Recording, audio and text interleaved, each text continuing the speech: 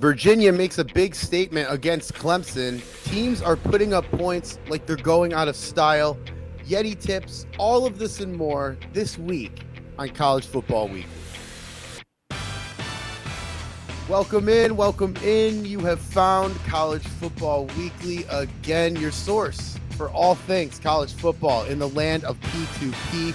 Tobin sitting here with you on another Wednesday talking college football. Honestly wondering if Penn State's ever going to win a game.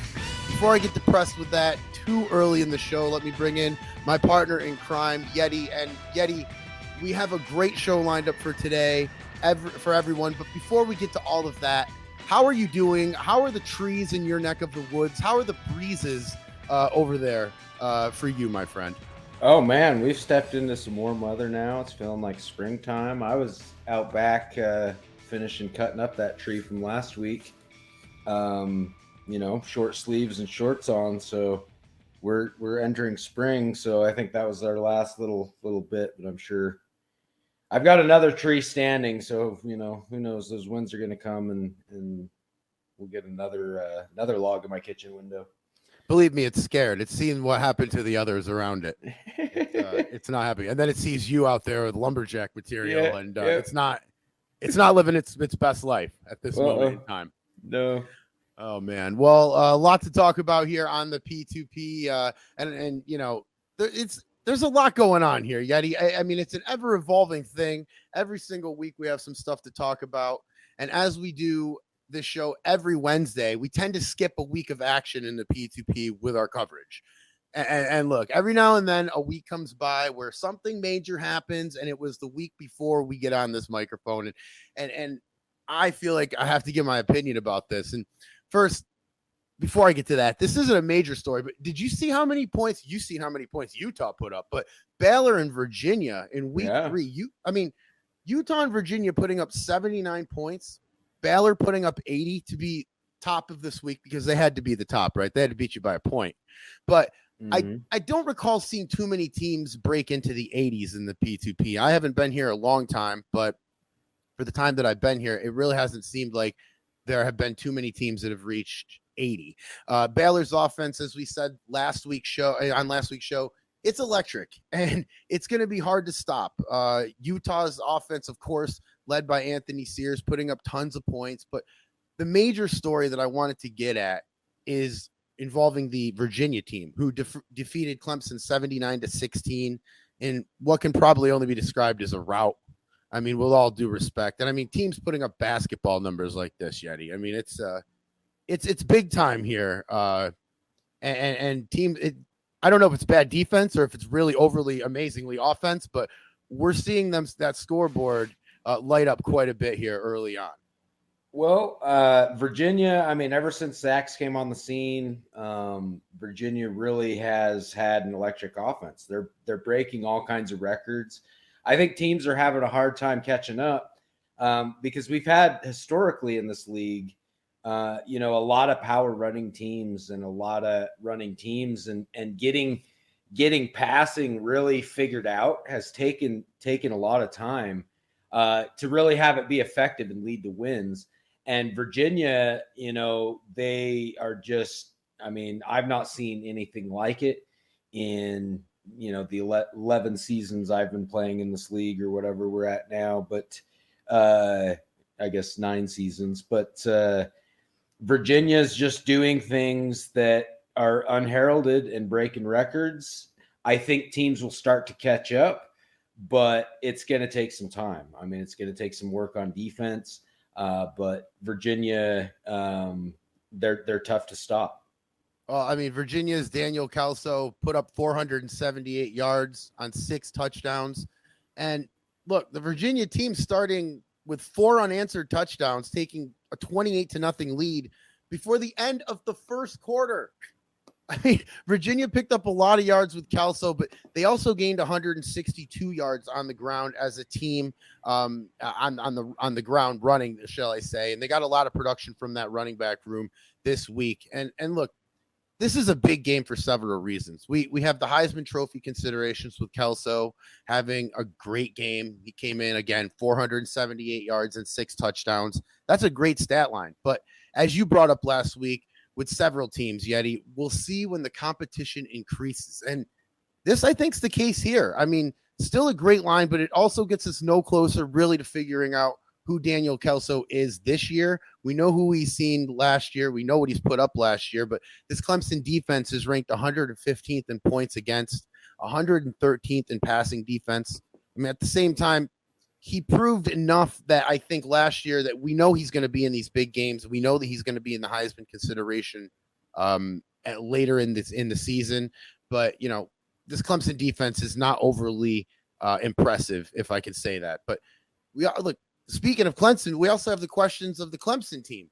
And I wanted to get your opinion on that because with this rebuild, you know, these Clemson fans want to know where they're at. And I don't think they want to know the answer. I think it's a little bit further off than they really anticipate. Clemson recruited well last year. It seems to have eased the minds of some of their fans. And it sort of put maybe an unrealistic trajectory on where they might be headed so soon. I think Clemson is absolutely an improved team, but I think that there's a lot of holes to fill in South Carolina. And Yeti, I think the athletic director, the coaching staff, the players even would probably admit that.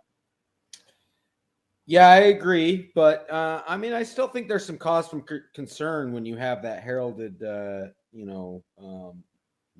Michael Carr, who was the number one recruit. I mean, he's expected to come in and, you know, that's the other side. So it's like Carr's been putting up good numbers for Clemson in his first few games. Absolutely. And then we came into this game against Virginia and he went 30 of 65 for a touchdown and 2 interceptions. 30 of 65. I mean, maybe, you know, Clemson looks like they're trying to install a Virginia type offense, but Virginia's, you know, they've recruited well in the running back department. So they're starting to diversify a little bit. And I think you'll see that become more effective for the Virginia offense overall. And Clemson, 65, throwing 65 times in a game. And, you know, you've got, admittedly, they don't have a lot of talent in the running back department. So that might change, you know, if they can pull another recruiting class and kind of balance some of those receivers and getting Michael Carr, those top 2 quarterbacks they picked up in that last recruiting class. If they can match and get some running backs and maybe diversify a little bit, maybe Carr will be a little bit more efficient. But he didn't step up on a bigger stage against a good team. But, you know, Clemson will admit that, and they don't quite have the tools at one point. I think last season or the season before, they had the worst roster in the country. Yep. Their training program got messed up, and they had a lot of players kind of fall apart. And, you know, so it really is a rebuild from the ground up. I mean, it's almost like you get the death penalty at that point when, you know, you come in and all of the talent's been depleted to the worst in the country. You're talking SMU back in the, 80s and 90s trying to recover from the death penalty. It's a difficult thing to do, but having that top recruiting class, I mean, I think we'll see Clemson start to pick it up in the coming years. But you really do want to do better when you have that opportunity. And Michael Carr was really hungry for that game. I remember hearing him in press conferences. Just coming out flat like that's really got to be disappointing and pretty demoralizing to continue on for the rest of the season. Yeah, and admittedly, I don't have the rankings, but he's got to be up there. I mean, he's got 1,500 yards, 13 passing touchdowns, 4 interceptions. As you said, a freshman. I mean, he's got a bright future, and I do think this Clemson team it will improve. I don't think I see it as bright as some, but I do know that Michael Carr and a couple other recruits over there at Clemson that came in last year are definitely going to be turning the tide, so to speak. with that Clemson program. Yeah, Now, I mean they brought in Justin Vasquez too, good wide receiver. So they pulled in a couple wide receivers, and Vasquez has started the year well. I mean, he's been good for them. 23 receptions for 474 yards and 6 touchdowns. So they're getting the tools in there, but I think they've got to get a good running back to really take that next step and compete more with Virginia, and obviously get some improvement on the defense. yeah, and the other thing I think about Carr too is looking back at the UCF game where the Tigers won 26-16. You see a lot of receivers on that score sheet. He's spreading it out quite a bit, and that just shows good awareness, and it just shows good visuals for Carr. So I think he's going to have a great year. I think he's going to, next year we could be talking about him as a sophomore, possibly. In that Heisman race, if he continues this. I mean, he's got an impressive stat line so far this year, and we'll see if that Clemson team can go up around him. Now, look, I say this every week, okay? We don't have a huge budget. I mean, we have no budget at all, okay? But how was that? The Wire Forest spotlight, he's like, no. I want music. I know Wire Forest. He is a diva. He's going to want something else, Yeti. I'm telling you. I've tried to convince him.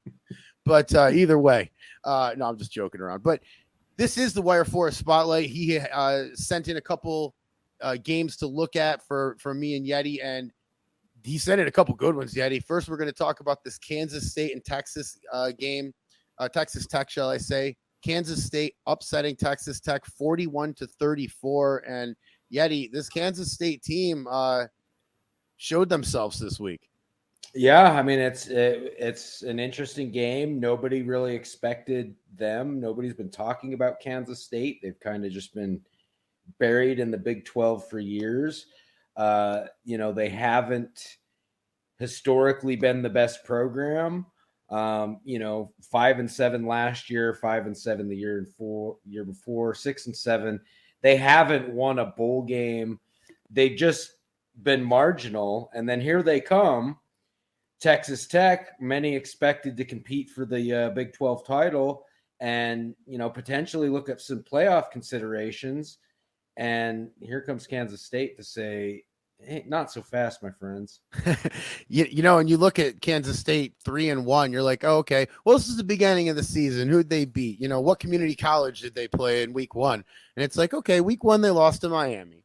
But then week 2, they beat LSU, who was in the SEC championship last year, and they beat them. They beat them 38-3. Then they beat USC 40-23. Then this week with Texas Tech. But look, next week, Eddie, is the real test. They get the defending champions, the 2019 NCAA champion Baylor Bears, that they're going to have to go to Baylor, and that's even harder to do. This Kansas State team, I think, will not win this game against Baylor, but I think regardless, it's going to be interesting to see how they perform, because I think that's going to really be the barometer for me as to where this team is. 3-1, it looks great. Can you back it up? I mean, so far, it would be hard to say that they haven't. I mean, they really are backing it up and looking like, they are going to do some different things. The staff seems like they're changing it up. The offense looks a little improved. The rushing offense looks a little bit better. Seeing if they've made any sort of regime change. No, so we're looking at Coach John Ortiz. He's in his 3rd season with the Wildcats. Coming from Northwestern, and he doesn't have the best history as a coach. But they did. Let's see. So they've got the same offensive coordinator, Billy Kirk. Figueroa, yeah, so they've got the same staff over there. See, this is how much we don't even know about Kansas State. They're being sneaky this season, and they're going to be a fun story to watch. I really think that they've got the potential, and Baylor's got to be nervous. They're definitely not going to be putting 80 points up against this team.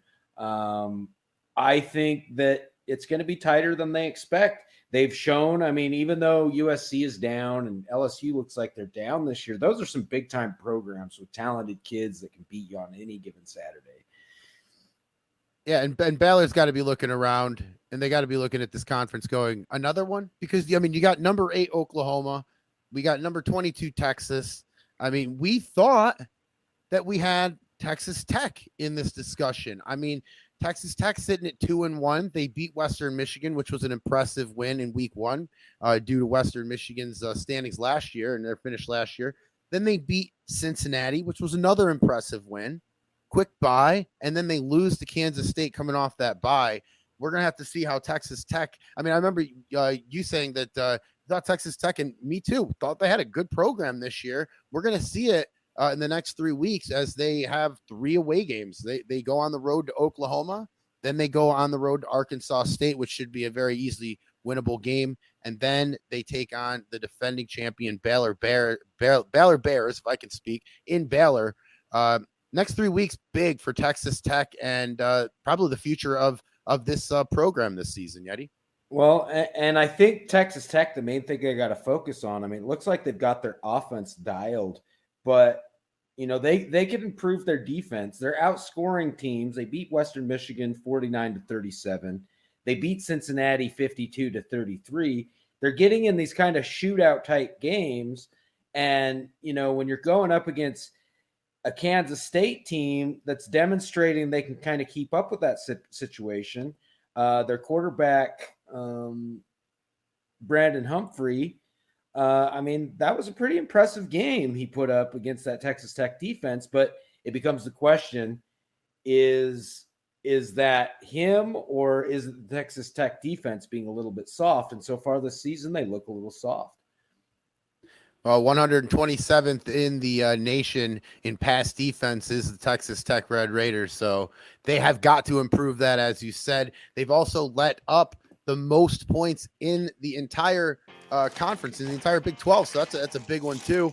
So we'll see. But look, that's going to lead us to our first commercial break. We'll head to commercial. And on the other side of this one, we're going to talk a little Boston College and UMass. They just had a rivalry game, a big one in Massachusetts. We'll go over that. We'll go over the top 25 scores, so much more when the CFW returns.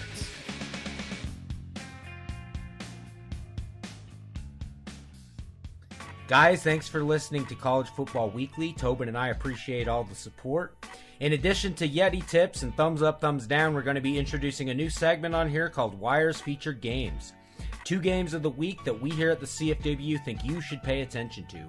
It's Wires Featured Games, and it's on the CFW every week starting next Wednesday.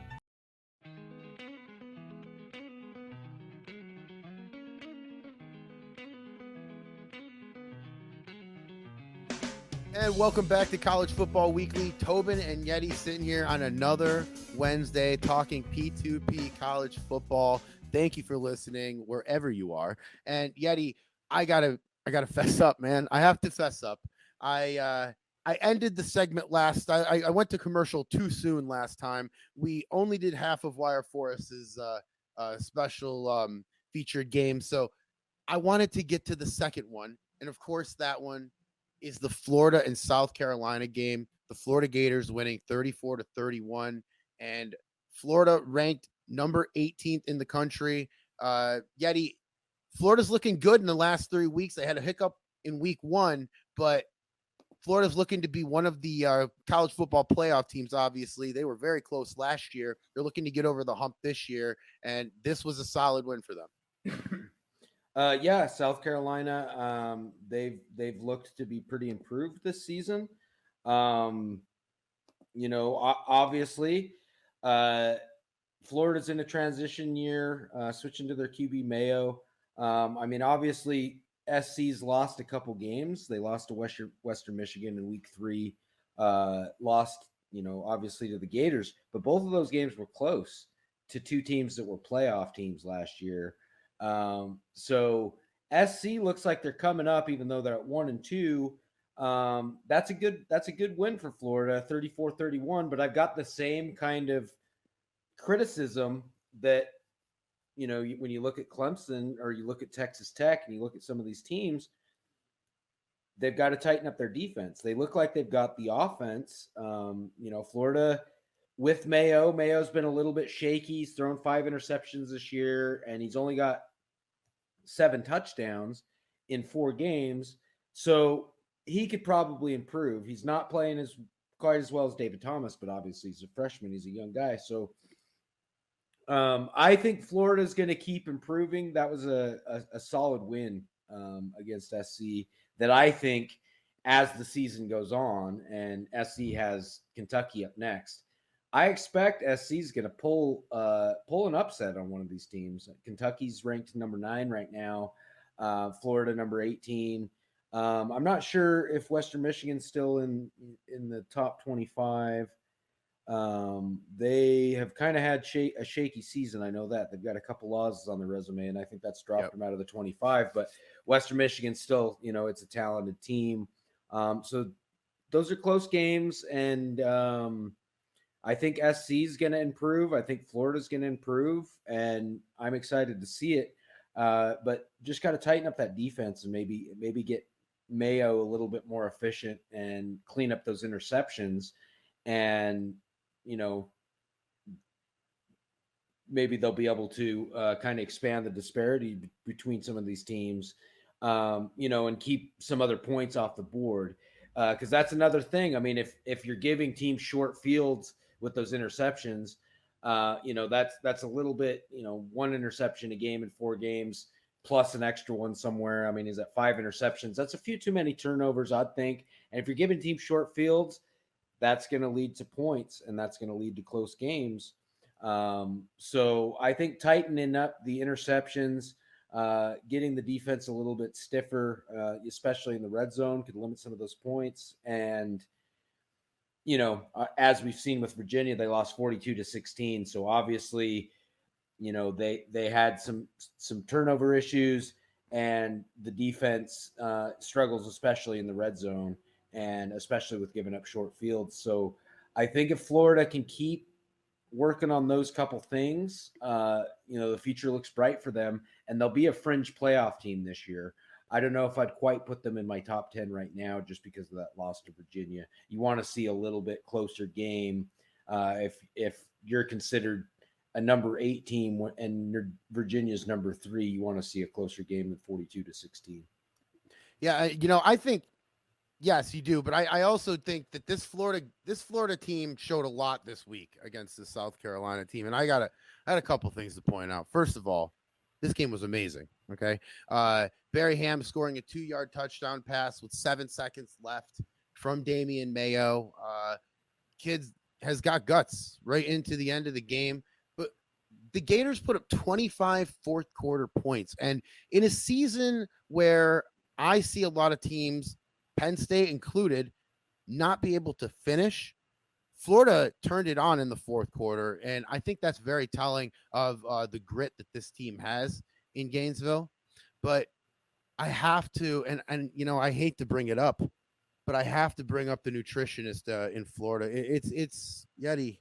I'm a little concerned. I mean, it's not so much the fatigue, okay, but we have went from Dave Thomas being the quarterback of the Florida Gators to now a guy named Damian Mayo. I want to see more fruits and vegetables. I don't want to see hamburgers and fattening foods in this floor. It concerns me because I don't know how they put up 25 points in the fourth quarter on that kind of nutrition, but hey, hats off to the Florida Gators, and very good job for them.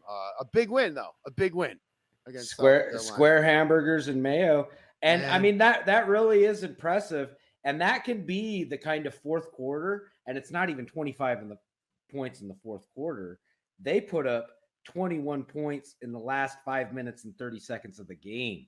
Yeah, so absolutely. Good point. That's impressive. And that can be the kind of fourth quarter and kind of finish to a game that can lead to bigger things. I mean, that's a domino that falls, that gets those kids excited, that really shows them what they can do when things tighten up in a game. And that's impressive. But you still see Mayo with 3 interceptions in the game, and that's got to clean up. if they're going to keep winning. And I think Florida could have easily had that game in hand. And those 3 interceptions led directly to points for SC. Those 3 interceptions were a big part of that 24-9. So we worry about teams finishing games. Florida needs to make sure they're starting games. That's a good perspective.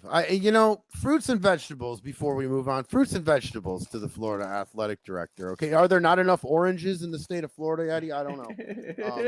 But I went to school there. You can get them for a nickel. I mean, invest some money into this Florida program before we have to talk more about. All right, moving on.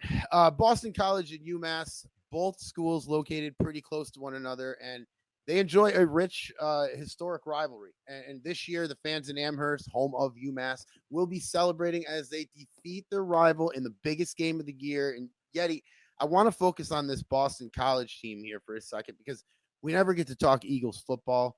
Boston College sitting at 2-1 overall and featuring Cecil Bell at quarterback. Bell's a freshman, and he's starting this year not doing terrible. 785 yards on 9 passing touchdowns. He's thrown 2 interceptions. That's a ratio that any coach would love to see. But Bell is, he's starting well. He's doing well. And yet this Boston College team will have a very tough conference to compete with. I see Florida State up there just with bright lights on. But this ACC conference is tough, and it's going to be very tough for Boston College to squeak out of it. Yeah, I agree. Boston College, that's a tough loss, though, against UMass. UMass has looked like they're doing some interesting things. They had another close game somewhere. I'm trying to pull up their card here. And so UMass is an impressive team. It's disappointing to get that loss. You'd expect, the bigger ACC team to pull that out against UMass. But is UMass going to be coming up to a bigger conference soon? Are they going to be stepping up to the same conference as Boston College? They've kind of passed them by, and not a lot of people expected that. UMass has historically been more of a basketball school, and they're starting to put up some football numbers. Well, against Florida, they lost by 13 points. And I'm really not trying to be a jerk here, but you usually see UMass lose that by 35 points. Exactly. And Florida's a really good team. They hung with Florida. Boston College, they beat. You're seeing some recruiting come in. Now, yes, they are all 2 stars, but some, as you know, and you've taught me, Eddie, there are some gems that are hidden out there in the country, and UMass getting bodies into Amherst, which is important because it never happened like that before.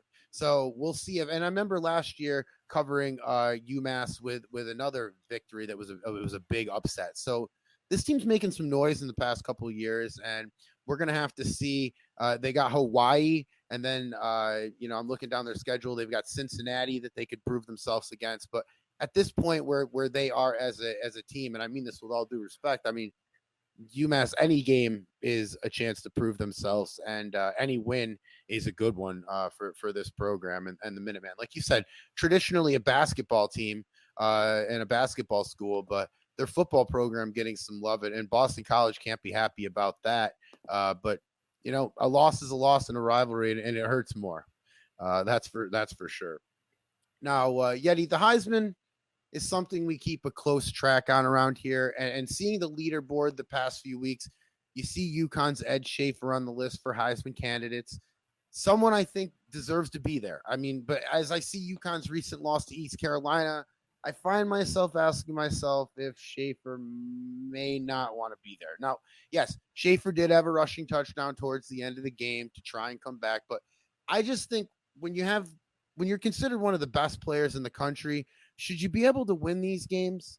I know it's a team sport, and I know I might be putting too much pressure on Schaefer here. He did have a good game.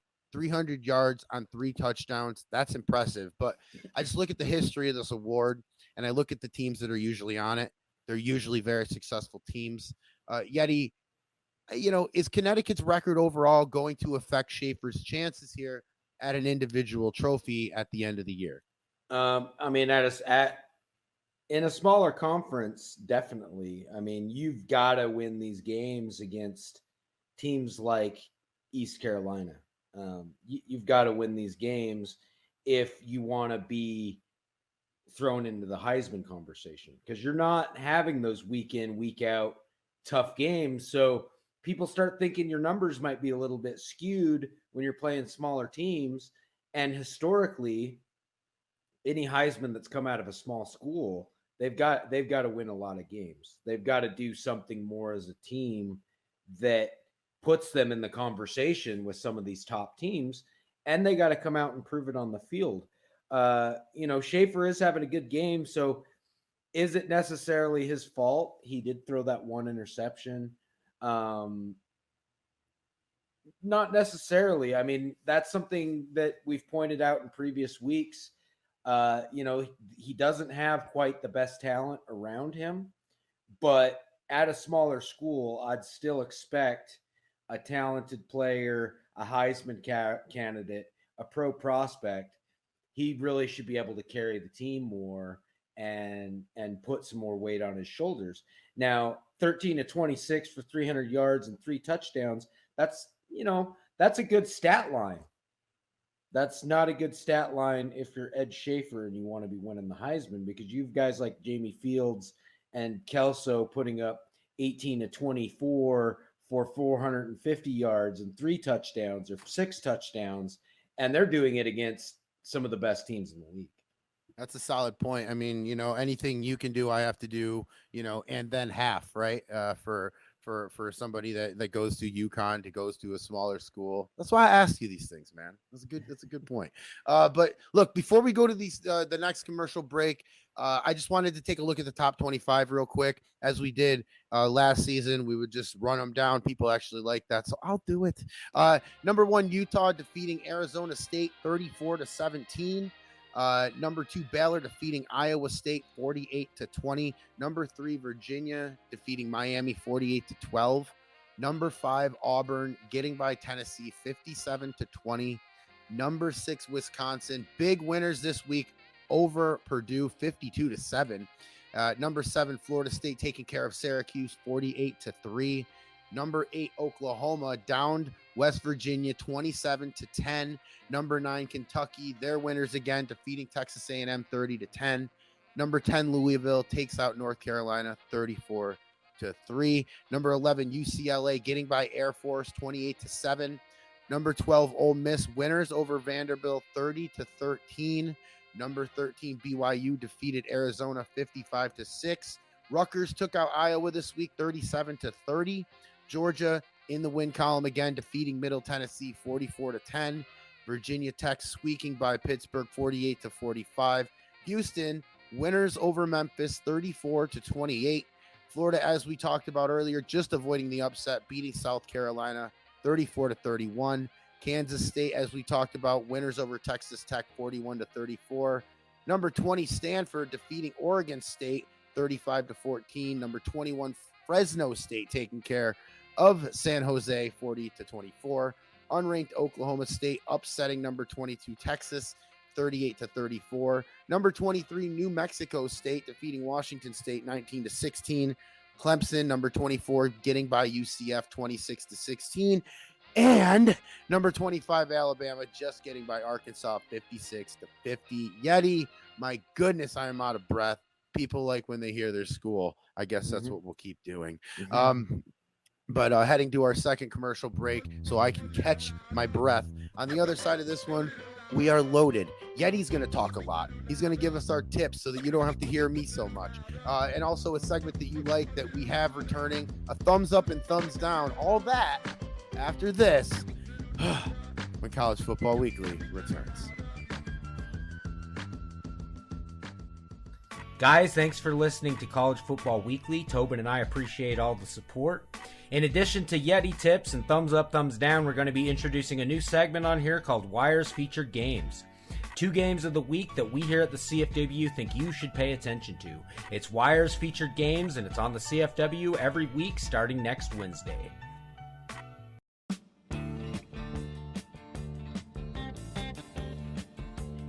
All right, and we are back. College Football Weekly. Tobin and Yeti sitting here, and it is now time, if you're me anyway, to get better at this game. It is time for the Yeti tips. And Yeti, what do you got for us this week? So this week I'm going to talk about relating player skills, fitting them into an offense, evaluating players in different positions, how intangibles kind of relate with different skills for different players, and just help you get better at maybe scouting and utilizing the tools that you have, and finding a way to use them most effectively. So for this exercise, I'm going to be looking at some players on the Hawaii Rainbow Warriors program. They run kind of a pro style offense, and I'm going to explain why that might not necessarily be what they should be doing. So we'll start with looking at their quarterback. So if I look at his player card, I see that he's fast, he's smart, he knows how to play the position. So I talk about this. Sometimes you might see it in chat. I always rate intelligence and position skill as my favorite two ratings on a quarterback. Obviously, I want to see arm and accuracy a little bit better. But I'd be using, maybe this quarterback, Daniel Kenny, because he is smart and he knows has that 95 position skill. He doesn't know how to throw the ball and he doesn't have the best accuracy, but he's pretty quick, has some agility, and he's pretty strong. So I'd be looking at limiting him to very few passes, going with like an option running attack, finding a way to utilize their running back Blair Christopher, who's also a quick guy, 89 speed. You can utilize some short passes. So, Kenny only has a 73 arm, 61 accuracy. But he could probably make a few short passes, some quick passes to Blair Christopher, who's got the 73 hands. But the other thing you want to look at is intangibles. And I think fewer people are looking at the intangibles and really understanding how they relate. And so one of the factors that really is going to help Kenny as well is having the competitiveness at 84. So even though he might not be the biggest team player, on a team like Hawaii, where you don't have a lot of different weapons, you really are going to be featuring a couple players that might be more talented than others. That 36 team player is really not going to be that big of a deal because he's going to be your main focus. Where you want to see the team player relate more is if you're utilizing more players on the team.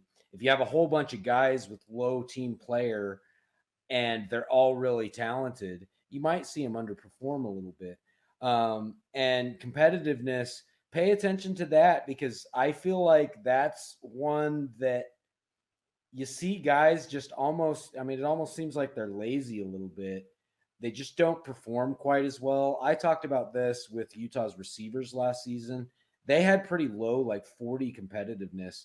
And sometimes it's just like you're dropping way more passes than you should. One of our guys, he had like 95 hands, but he had 40 competitiveness, and he dropped like 10 balls on the season.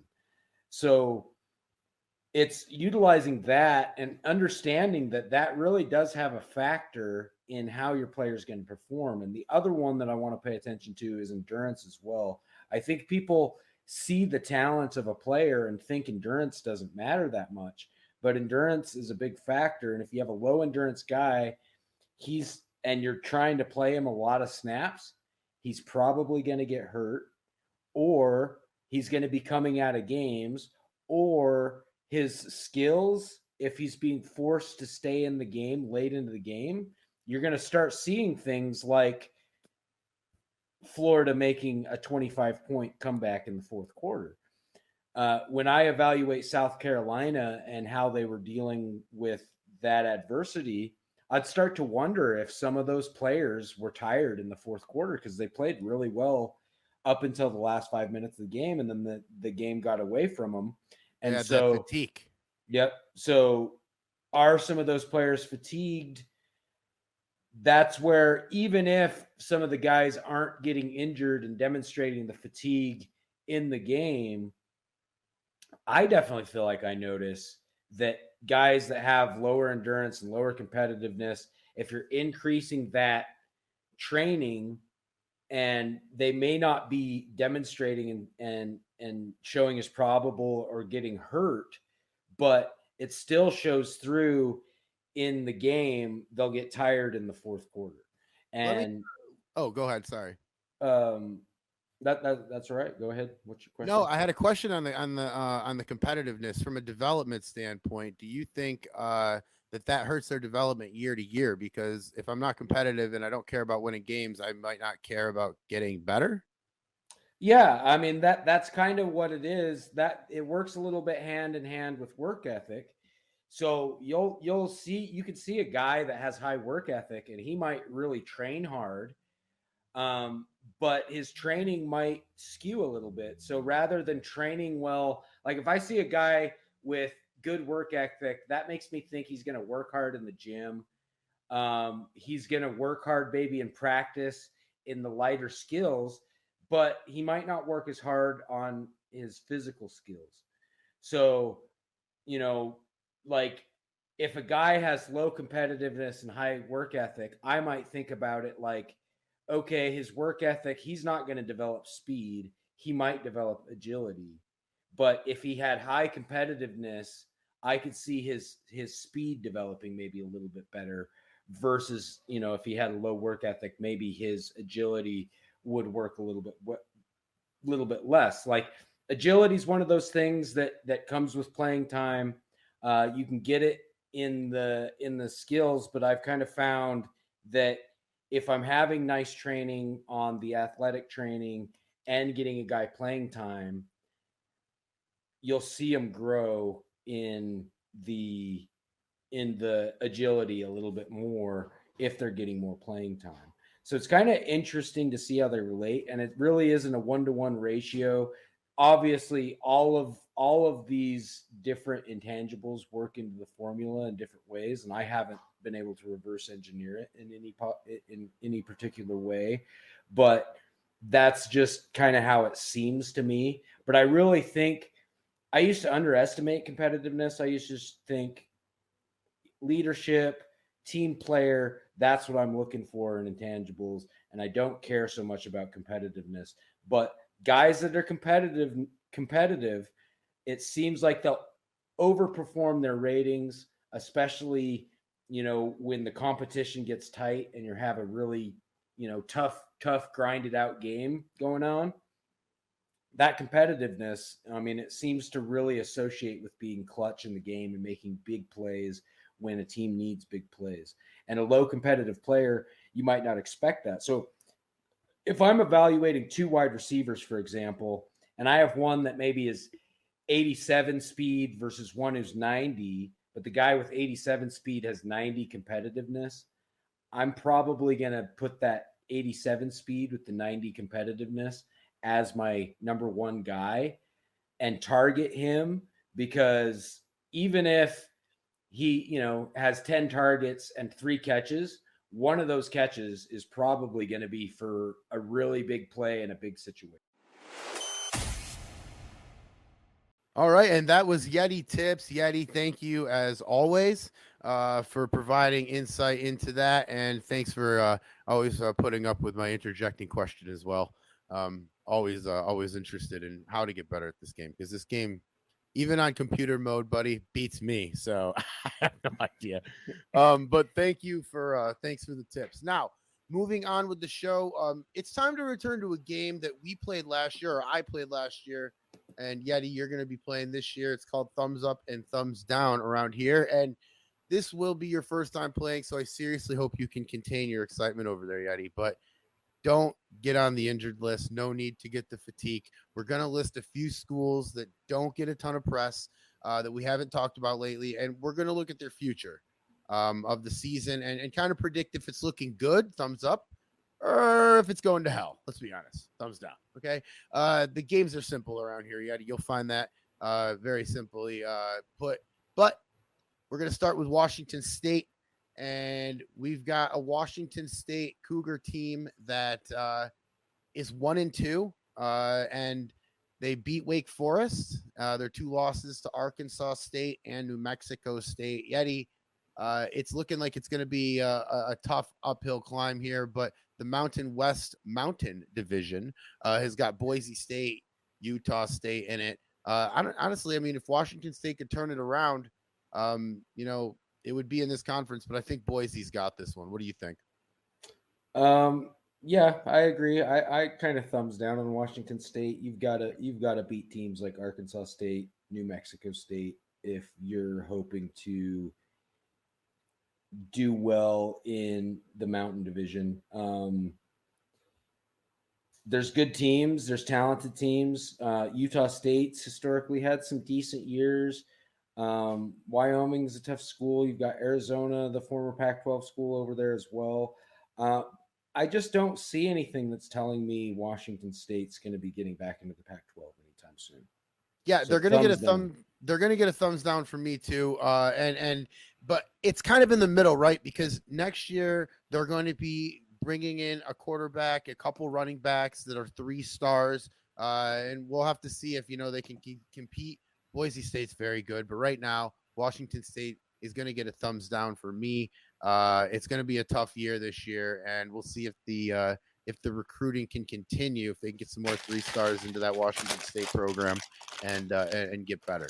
Now we go to Army, and Army is 3-1, kind of the exact opposite of Washington State there. 3-1, the Army Black Knights. They are in the FBS Independence. They are riding a 3-game winning streak right now. Minnesota, Appalachian State, and Duke, the victims of that 3-game winning streak. They've got Temple coming up in week 5, Wake Forest in week 6, and then 3 byes. So I like Army. I think that they could do well. They're in second place right now to BYU. They're going to get a thumbs up from me, Eddie.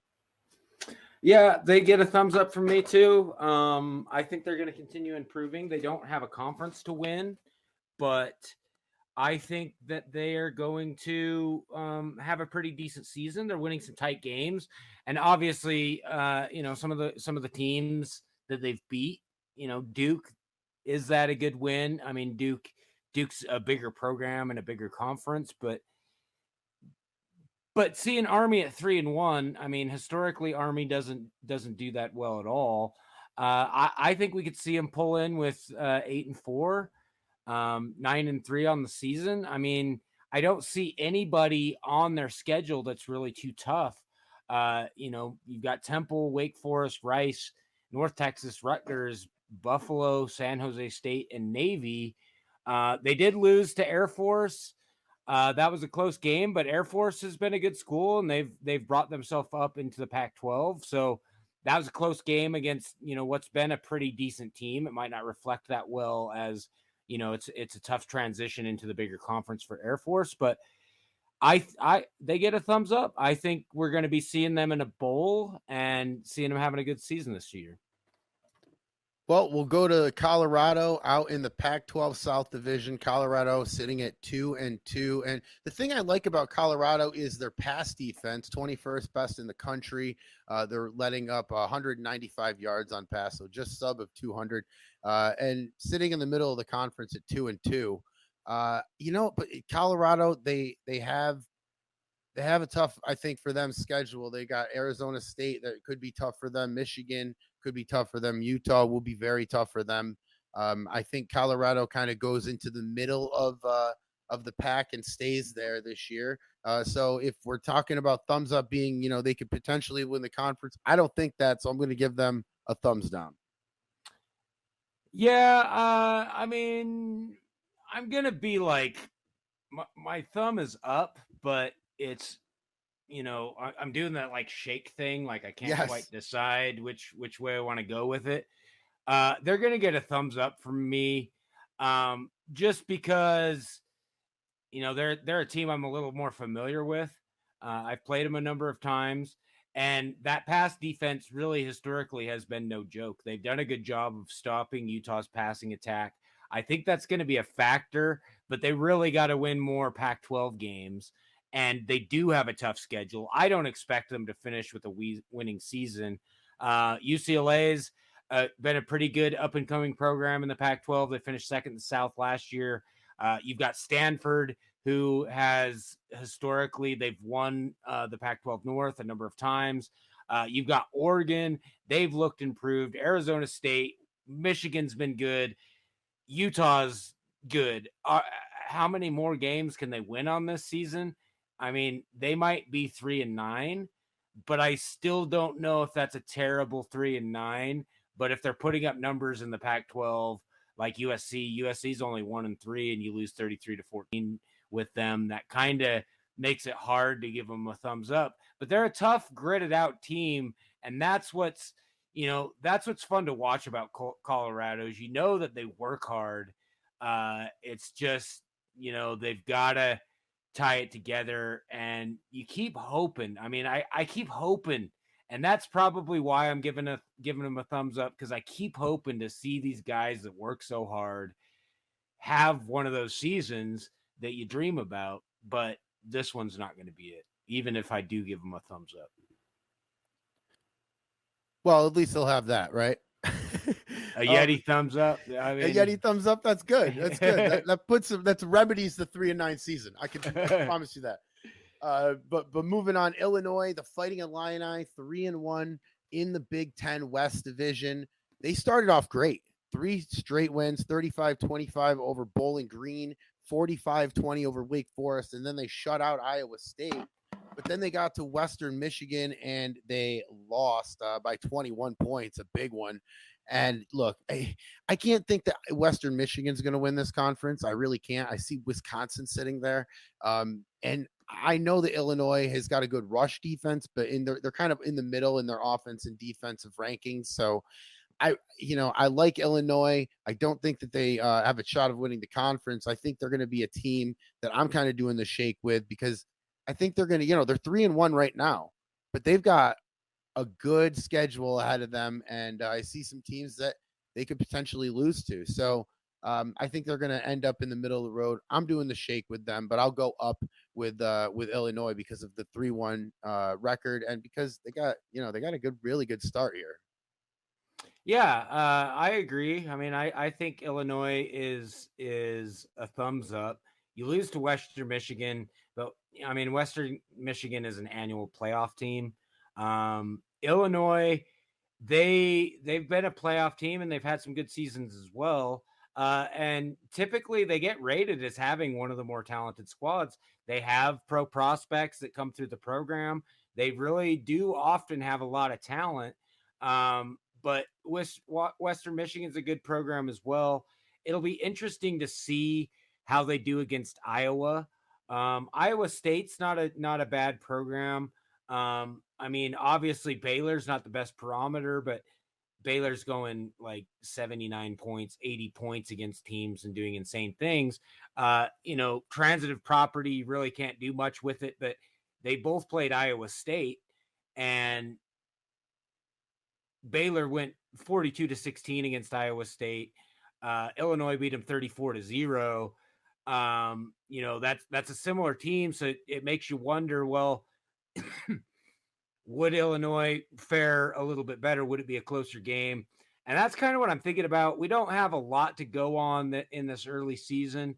I'm really interested to see how they do against Iowa, Central Michigan, who's just been promoted to the Big Ten. And then Nebraska. I mean, and Nebraska was a playoff team last year as well. So they've got a tough schedule. They've got games that they can prove. If they can win a few of those, if they can get to 8-4, I'll give them a thumbs up. I mean, I think they're headed the right way, even if they just are coming off a loss at home to Western Michigan, 38-17, 3-touchdown loss. It's kind of demoralizing, but I think they'll turn it around, and I think they'll pull it out against Iowa and Central Michigan, and then we'll be looking at a big game against Nebraska in Week 7. Yeah, Illinois is definitely going to be a competitor, I think, in that Big Ten West Division. Now, moving on, we're going to get to the Conference USA East Division, and specifically the Missouri Tigers. And look, for Missouri, they started off great. They started off at 2-0, wins over Akron and Utah State. Then they had a bye, and like a couple teams this week coming off a bye, the momentum stops and they lost to Charlotte, and that's a bad loss to Charlotte by 12. Charlotte's still a good team, 2-1 in that Conference USA East Division, but I just would have expected Missouri to win that. Their defense is very good. 14th in the yards department. Their rush defense 75th, okay, but their pass defense is 10th. They got to shore up that rush defense, and I think they've got a solid defense that they can hang their hat on over there in Missouri. But I don't know. I like their 2-1 record. I like that they're bringing in a quarterback next year. So I think the program is headed in the right direction. And I do see their schedule of Southern Miss and Old Dominion and Marshall. And there's a couple teams down there that they do have UMass. So we'll have to look at that at week 15. But I'll go with Missouri going up here just because that Conference USA East Division. I mean, I know that Old Dominion's sitting at 3-1, but I think Missouri's got a chance to win that conference. I might be out of my mind, but I think they have a chance to hang at least till the end of the year. Yeah, I mean, it's not the best loss against Charlotte, but Charlotte's kind of showing themselves as a good program. They beat Connecticut at Connecticut 39-36. Missouri is a former SEC team. They beat them 42-30. So it's about as good as you can get, and you kind of hope that Charlotte continues that, and that'll look good for Missouri if it does, even though, they were down 42-23 late in the fourth quarter. They were on the road, and Charlotte looks to be an up-and-coming program, but I'm going to give them a thumbs down, I think. I don't think they're headed in the right direction. They've got to be – they really should be, based on their talent, doing better in this Conference USA East Division. I mean, the talent disparity between Missouri and Charlotte is pretty big. Charlotte gets better, or Missouri gets better recruits, and so you want to see that get put together. And so I'm a little bit concerned. I think they're gonna not finish. They might finish 6 wins, but I don't think they're gonna finish anywhere near the top of the conference. Their games have been really close against teams that haven't always been very good. So we'll see, but they're getting a thumbs down from me. All right, and moving on to going back to the Big Ten, shall I say, but the East Division and the Michigan Wolverines, 2-1. Michigan sitting at the top of that East Division, just over rival Ohio State. Michigan coming off of 2 victories in a row, Central Michigan and Miami, Ohio. They lost to Georgia Tech, but the thing I look at with Michigan is the defense. 13th in the country at points against, 8th in yards against, 5th in rush, 32nd in pass. Okay, but Michigan, I think, has a chance to win this division, and I think they will win this division. And I see Michigan with a big thumbs up for me. I think this is probably the most secure that I am in any of the thumbs up, thumbs down, just because I look at the 47 points against, and the next in the conference is Ohio State at 75. So, I mean, that defense, I think defense wins championships, defense wins conferences, and I think Michigan is going to win the Big Ten. I mean, that's a fair assessment. We'll see how it looks when Richie gets back. I mean, he's down another couple weeks with a broken cheekbone. They were excited about that freshman, and he's been hurt already, and they've kind of had to shift gears a little bit. Georgia Tech is, they historically haven't been the best program. Michigan has demonstrated in past seasons they kind of lose a few inexplicable games, but they can win the, I guess we'll call it the Michigan Cup. They beat Central Michigan this week 38-17, and Central Michigan was a good program last season. They got Western Michigan coming up in the Big House this week, so they could win the Michigan Cup. And that's kind of will be telling for me. If they beat Western Michigan, a team that looks like they've been in transition and they might be headed on the upward trajectory after starting 0-2. But if they can beat Western Michigan this week, I'll like them. I'll like their season a little bit better. Their last couple wins have been really good. They've started the first 3 weeks on the road. This is going to be the first home game. If they really can come out and have a pretty magical performance, if Villarreal can keep doing his thing until Richie comes back, that's going to be important. Villarreal is not the most talented QB, but if they can work around his limitations against Western Michigan and win that game without Richie, I think that'll be impressive and that'll get me the thumbs up. I think they're heading the right direction. I don't think they're going to win the conference, but I think they're headed in the right direction. Well, you're wrong, Yeti. What do you think about that? And as my girlfriend always says, you can be wrong if you want to be, but I'm not going to stop you. Okay, that's all we're going to say. That's all we're going to say. All right, now moving on in this crazy show. Gosh, the people listening have no idea what it's been like to get through this program. My fault. I got to tell you, my fault. But moving on, before we get out of here, we're running out of time. We're going to go with a Denver Pioneers update. And Yeti, the Pioneers win. They take out UNLV 42-36, knock them out. And Denver, 3-1. They are sitting still atop the Mountain West. And of course, we're covering Denver, Yeti, because like I said last week, this is not a podcast without a Denver Pioneers update. We're at 3-1 right now. Let's give them a thumbs up and thumbs down, shall we? Looking at their schedule, they're in first place right now. Do you think that they have a legitimate shot of winning the Mountain West Division? Yeah, I do. And I think they're showing that you can win while playing more than one quarterback significant time. I mean, they had a lot of quarterbacks come in. I mean, it was almost like they just did a open audition for quarterback at Denver and just said, "Hey, everybody come here." And they got it. And now they're doing 3 quarterbacks getting playing time and they're winning. And so the individual numbers might look a little bit skewed. You have Cockrell, 12-19, 161, Barr, 5-8, 103, and 2 touchdowns. Dixon, 2-4, 32, and 1 touchdown. But then, you're getting really good quarterback type numbers when you look at the overall 19-31 between the 3 quarterbacks for 296 yards, 5 touchdowns, and 2 interceptions. That's a solid week. That's a Kelso or Anthony Sears or Jamie Fields type week. And you're splitting it up because you don't have individual Jamie Fields or, one of the top QBs in the nation at Denver. But you find a way to get those same kind of numbers. And I'm pretty impressed at them utilizing multiple different weapons and being successful with it. And they get a thumbs up. I mean, I really think we've got a chance to see them at 1 or 2 losses at the end of the season, and they're going to keep improving into next season. The last couple seasons were bad for them, but I mean, they've already beaten their win totals for the last 2 seasons. So they got to get a big thumbs up from me. And I'm excited to see them keep going forward and winning football games.